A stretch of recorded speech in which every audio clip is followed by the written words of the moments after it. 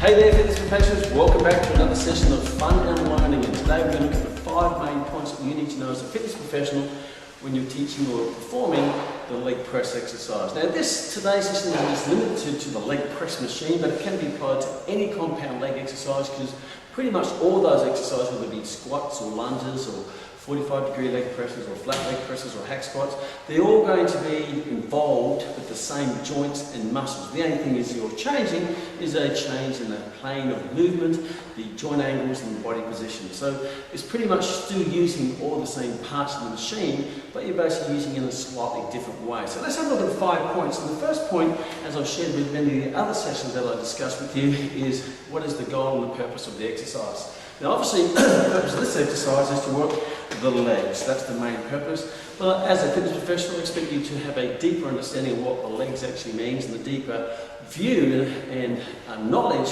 of the anatomy behind all of that. So let's have a look at the leg movement pattern. Now first of all, when you're looking at the anatomy of this, you look at 2 basic joints. You've got your static joints and your active joints. Your static joints are the joints that are static and they have to stabilise as a base, so your active joints can perform in a more effective, efficient and safer way.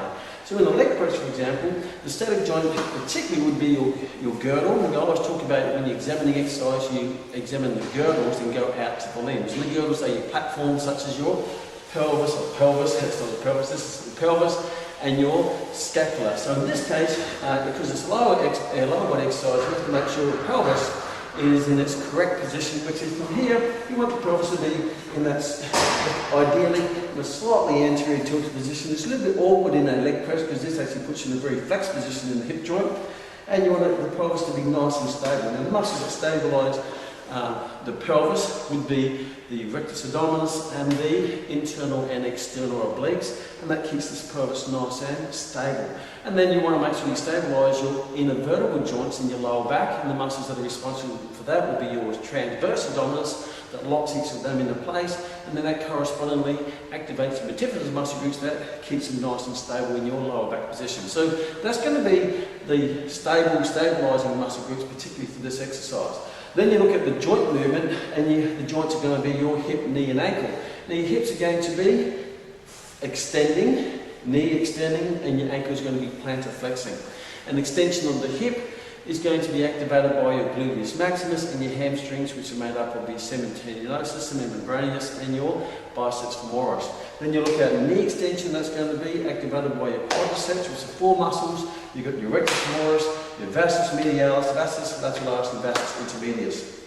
Then you have your plantar flexion of your ankle, and then that's going to be caused by your muscles of your calves, which is your gastrocnemius and soleus. So that would be my expectation of a fitness professional, that you'd know to that level of knowledge, because you're calling yourself a fitness professional, you're prescribing exercise as the doctor prescribes medicine. Therefore, a doctor is expected to know the medicine they're prescribing, as you would expect to know the anatomy of the exercise you're prescribing for your clients. Number 1, know the purpose and the goal of the exercise. That way you can make sure that that matches the goal and the purpose of the client, so you're going to satisfy their needs and their wants.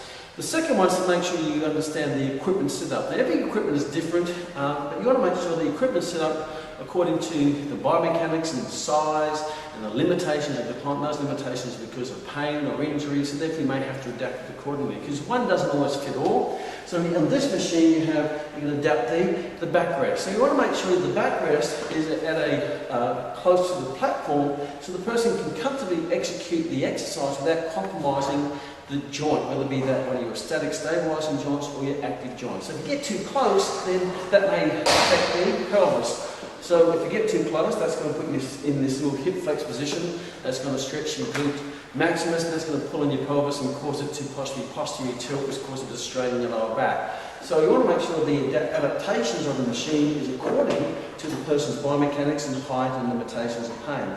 They may find that because they may have osteoarthritis, or they've got patellofemoral syndrome, or they've got some form of pain, they may have to make sure that you don't go as deep and work through that pain-free range, or functional range, or some people call full range. So you have to adapt the machine according to their limitations and their goals. So that's making sure the equipment is set up appropriately. And the third final one is to ensure that they're making sure they have a good body position once they're in there. So body position, again, you make sure you go from the platforms or the girdles out, And that way, if the platforms are correct, your girls are going to be pretty well on track anyway. So when you're doing a leg press, you make sure the pelvis is right into the corner, it's nice and stable, it's not compromised, it doesn't lift off the bench, it doesn't move sideways. So the execution is nice and stable through here, knees in line with your toes. You may not want to take your feet too high, because that's going to pull the pelvis off the ground, off the seat, and that can put a bit of stress on the lower back. If you go too low, that's going to throw your knees out in front of your toes, causing shearing forces and an increase in patellofemoral compression forces in the knee. So you want to make sure that the load is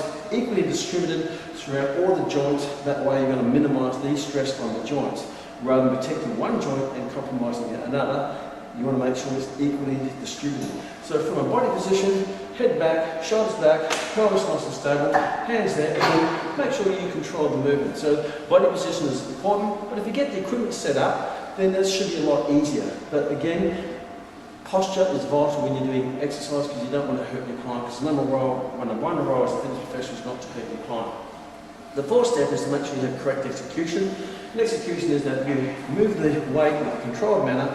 You have to control the weight, don't let the weight control you. So at any time you should be able to almost stop the movement if you have to exit the exercise because of pain or some form of discomfort. And make sure that you don't use momentum, because momentum is just going to takes the stress off the muscles or the load off the muscles and puts it on the joints, particularly in the change of movement at the bottom, and that's going to put that exaggeration stress across the joint, and probably in the lockout at the end range of movement if you're using momentum. So execution, you want to make sure you have controlled movement, you control the weight, breathing throughout the movement, so you're not holding your breath and increasing your blood pressure by the Valsalva maneuver, by breathing that's going to release any form of increases in blood pressure while you do the exercise. And the final one is to make sure that you progress the exercise, because that's the whole point of strength training, is to improve yourself to get better. And you do that by progressing the weight, and you use that by using reps as a target. So you pick a weight that you can comfortably do around 10 repetitions. But when I pick 10, it could be 12, it could be 8, depending on what the goal is. If it's more strength, it might be 6 if you're a bit more experienced.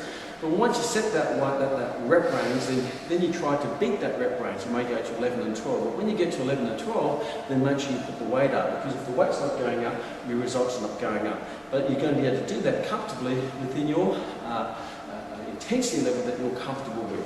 So try to use the reps to increase the weight in a safe way. If you use all the techniques I'll share with you in a controlled manner, and you increase in the reps, that triggers the increase in the weight, and you increase the reps and increase the weight. Before you know it, you're increasing the strength, the weight that you're lifting for the same number of reps means you're getting stronger, and you're going to be getting the results that you desire. Also, the another progression is you may want to progress from the machine to a more complex, more functional based exercise, such as squats and lunges, or deadlifts or something like that. And that's a great progression as well. Understanding it's not necessarily progression in results, but it's going to be maybe a more progression in functionality or specificity towards your goal, because they're still using all the same muscles anyway, but just in a slightly different way, and that could vary in the application to the goal that we're training your clients with.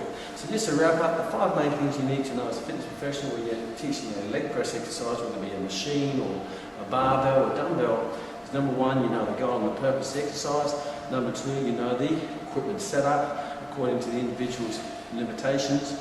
Number 3, you know the correct body position and posture so they can execute the exercise safely. Number 4, make sure they execute and control the weight through the movement. And number 5 is make sure that over time they're progressing the load, so they're going to getting closer to achieving their goals. So take them on board, apply them to yourself, particularly if you're a fitness professional, apply that to your clients and keep them safe while achieving their goal. See you in the next session.